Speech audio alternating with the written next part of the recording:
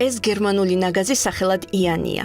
ის პირველი თერაპევტი ძაღლია საქართველოში, რომელიც დოგოთერაპიის, იგივე კანის თერაპიის დროს გამოიყენება. იანი თბილისში რამდენიმე რეაბილიტაციის ცენტრში მუშაობს და განსაკუთრებული საჭიროების მქონე ბავშვებს ეხმარება. არიან ძირითადად განვითარების დაყოვნების მქონე ბავშვები, ძირითადად აუტიზმის სპექტრის მქონე ბავშვები და საყრდენ-მამოძრავებელი პრობლემით ეს არის ცერებრული დამბლა და სხვა დიაგნოზები. ლოგოთერაპია არის თავის ტვინის მასტიმულირებელი, მოტივაციის მიმცემი და დასწავლასა და კომუნიკაციაში ხელის შემწყობი თერაპია. ერთ თერაპიაზევე შეგვიძლია ხოლმე დავინახოთ შედეგი. ან როგორ იწყებს ბავშვი ძაღლთან ურთიერთობას, როგორ ვითარდება შემდეგ დინამიკაში და როგორ სრულდება. დოგოთერაპია განვითარებულ ქვეყნებში დიდი პოპულარობით სარგებლობს. საქართველოში კი სულ რამდენიმე თვეა გამოჩნდა რეაბილიტაციის ცენტრებში.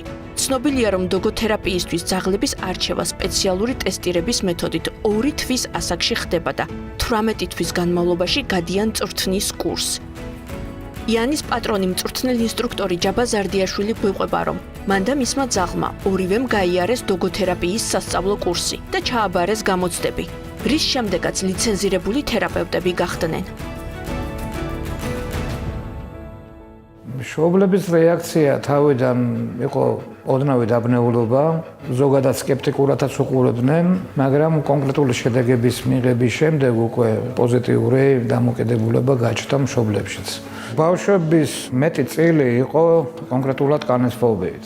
თუ თავიდან მაგალითად ადგილი ჰქონდა არა მხოლოდ შიშს, არამედ შიშისგან განპირობებულ რაღაც გარკვეულ აგრესიულ შტრიხებსაც კი ეს აბსოლუტურად აღმოფხრული არის ამ ეტაპზე და ძაღლის მიმართ საერთოდ არანაირი აგრესია პირიქით, ანუ თამაშობენ ერთად, ვარჯიშობენ ერთად და რაც ყველაზე მთავარია, აი განსაკუთრებით აუტის სპექტრის ბენეფიციალებს შევეხები, ამ ბავშვმა დაიწყეს კონკრეტული დავალებების რამდენიმეჯერადი განხორციელება, რაც მათთვის იყო ძალიან რთული თავის დროზე.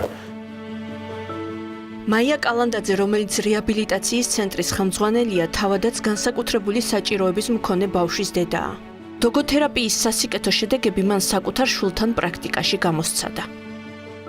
ძაღლებთან ურთიერთობა გამოყავს ბედნიერების ჰორმონს, თქუნა სტრესს და ამას გარდა ძალიან